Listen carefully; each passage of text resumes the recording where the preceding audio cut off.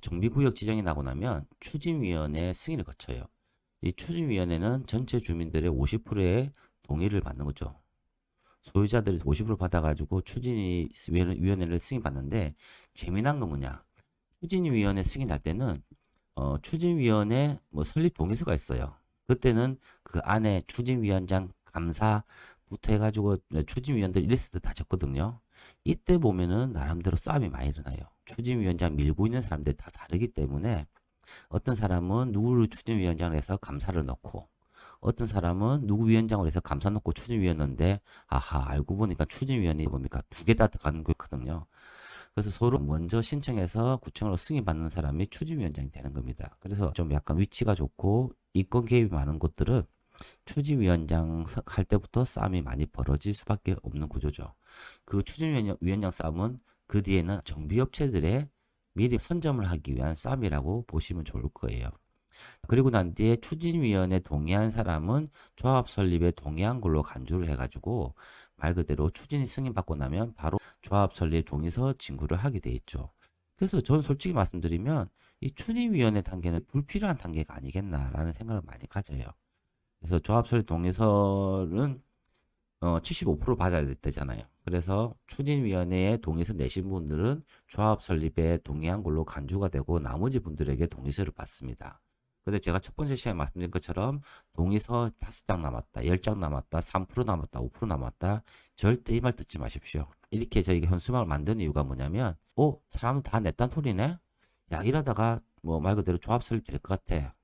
그 상황에서 내가 안 내고 있으면 안 되지.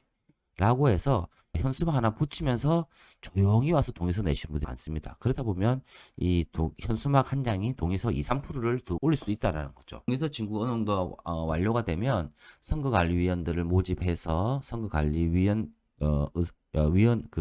선거관리 규정도 만들고 의사록 만들어서 조합 임원 및 대의원 선임 공고를 내 가지고요. 앞으로 조합을 이끌어 갈 사람들을 공고해서 모집을 하게 되어 있습니다. 그리고 나면 이 모든 부분이 끝나고 조합 정관에 대해서 구청과 협의가 끝나고 나면 그 근거로 해가지고 조합 설립에 창립총회를 개최를 하는 거죠. 그 창립총회는 개략적인 사업 계획과 조합 정관, 조합 임원 및 대의원, 그리고 관련된 재규정, 그리고 돈 썼던 거와 조합의 예산 및 사업비 예산, 이런 부분들을 미리 결의를 받아서 진행을 하는 것이죠. 특이한 사항은 뭐냐면요. 재개발은 조합 설립에 동의하지 않더라도 창립총회에 참여를 할 수가 있는데요. 재건축은 어떻습니까? 조합 설립에 동의한 자만 창립총회에 참가를 할 수가 있습니다. 구청으로부터 신청을 해서 보통 30일 정도 지나면 조합 설립 인가를 득하게 되는데요. 조합 설립 인가 득하게 되면 아까 말씀드린 것처럼 재개발은 조합 설립에 동의하지 아니한 자도 조합 설립 인가를 받으면 조합원이 되는데요. 재건축은 반드시 조합 설립 동의한 자만 조합 설립이 되잖아요. 그러면 뭡니까? 조합 설립 인가받고 동의서를 안 내신 분들이 있을 거 아니에요. 그런 분들은 어떻게 처리되냐? 말 그대로 재건축에서는 매도 청구 소송 대상자가 되고 금 청산의 지위에 있다고 하지만요. 말 그대로 그겁니다. 그냥 뭐 소송 진행 중이고 매도 청구 소송 들어온다 해도 동의서만 내면 바로 조합원으로서 또 가입할 수가 있고요. 재건축 같은 경우 사업 컨디션을 보고 뒤에 내시는 분들도 많이 있습니다. 참고로 재밌는 건 뭐냐면 조합 설립에 동의하지 아니한 상태에서 매도 청구 소송이 들어왔어요. 근데 그 사람이 어떻게 됩니까? 1심 진행하는 과정에서 매도 청구 소송에서 패소하겠다 싶어가지고 어떻게 했을까요? 소송 진행 중에 조합 설립 동의서를 제출한 거예요. 그럼 법원 같은 경우는 뻥칠 거 아니에요. 맞죠? 특히 조합에 있는 변호사도 뻥칠 거 아니에요. 그래서 조합에서 뭘 했냐면 너무 괘씸해가지고 아니 너 때문에 소송 진행한다고 250만 들어갔으니까 250만 원 주세요라고 그 조합이 조합원에게 요청을 한 겁니다. 그 조합원 똑똑해가지고 아니 그거는 업무에 필요한 비용이라서 조합원이 지급할 이유가 없습니다라 해서 지급하지 않았던 사례도 있습니다. 아시겠죠? 그리고 난 뒤에 조합 설립 인가 받으면요. 정비업의 꽃은 뭐냐? 시공사를 선정하는 거예요. 왜? 시공사 선정해야지만이 내가 만들어질 아파트에 대한 브랜드가 나오게 되고 제일 중요한 게 뭘까요?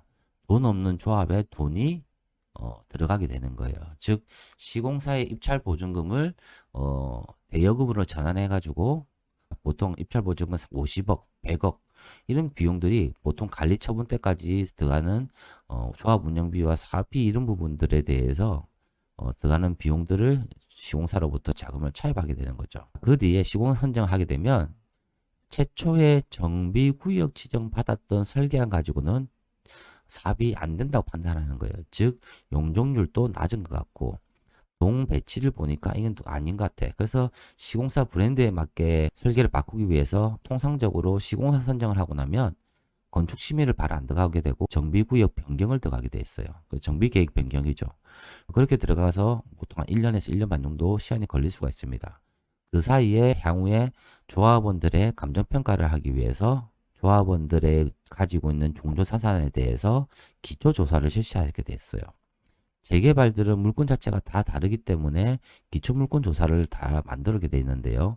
재건축 같은 경우는 아파트 뭐 위치가 약간 차이 날 뿐이지 동 형태는 다 거의 다 비슷하기 때문에 전체 조사하지 않고 일부만 조사해가지고 샘플링 조사해서 그렇게 해서 감정평가를 많이 합니다.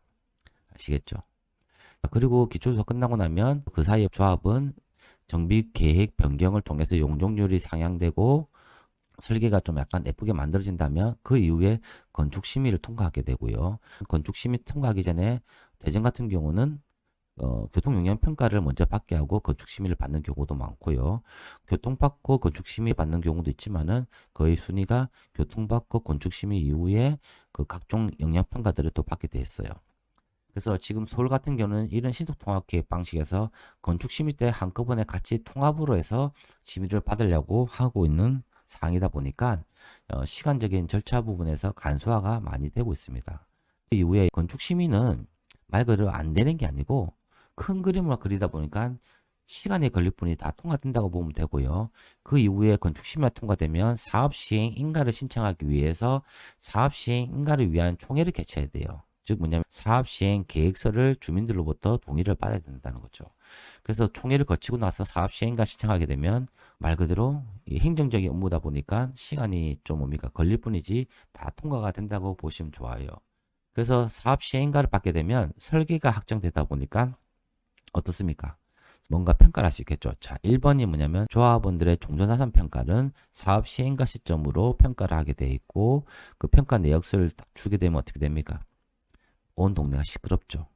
그래도 감정평가 이후에 조합원 분양 신청을 받아가지고 내가 새 아파트를 몇 평에 가질 건지 이 부분을 신청하게 되는 거죠. 즉 조합원 분양 신청은 몇 동 몇 호에 대한 지정이 아니고 내가 원하는 1순위는 84A, 2순위는 84C, 3순위는 59A 이런 식으로 하게 돼 있어요.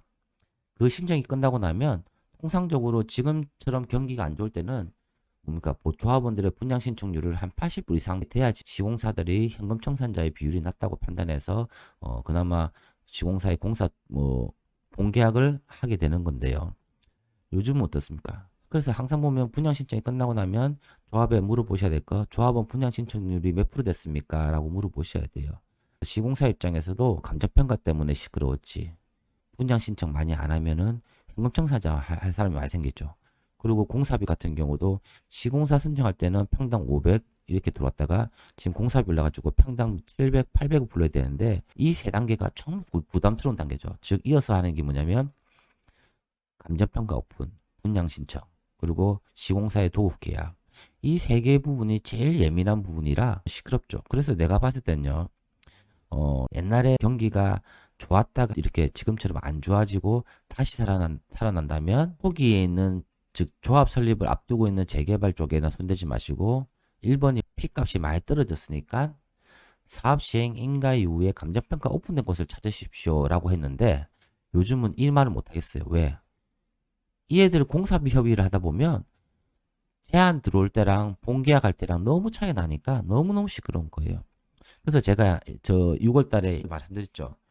인천에 있는 무슨 재개발 구역은 처음에 들어올 때 공사비를 하여튼 400 몇십만 대 들어왔다가 지금 600 몇십만 원대 들어가니까 그 공사비 증가되는 그 비율을 보니까요.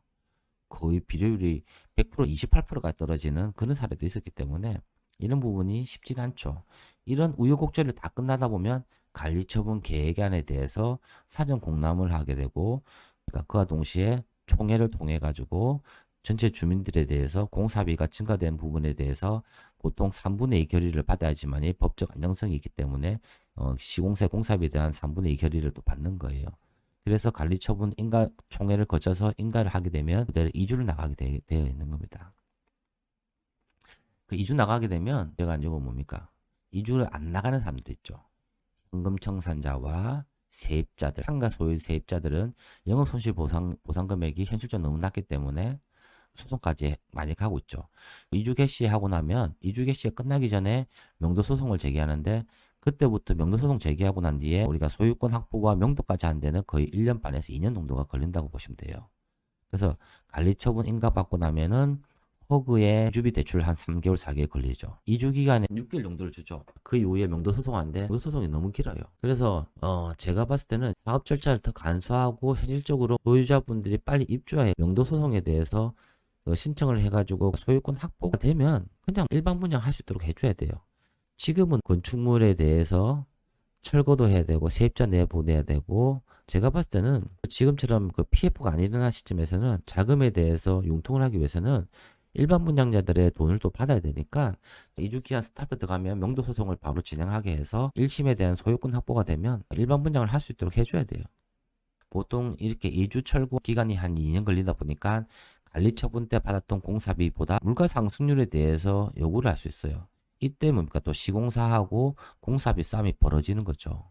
그래서 공사비 협의가 끝나게 되면 관리처 변경 인가를 통해 가지고 착공을 하게 되는 거고 착공하고 나면 입주자 모집 공고를 내 가지고 일반 분양을 받게 되어 있습니다.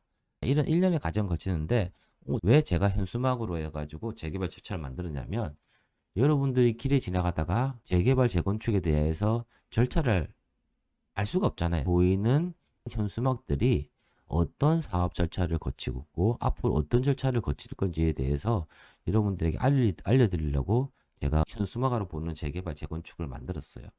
정말 이거는 그때 술 한잔 먹고 갑자기 생각나서 이걸 한 개 만드는데 저도 가끔씩 술 마시다 보면 맑은 정신이 나올 때가 있습니다. 그때는 좋은 아이템을 가지고 만든 것 같습니다.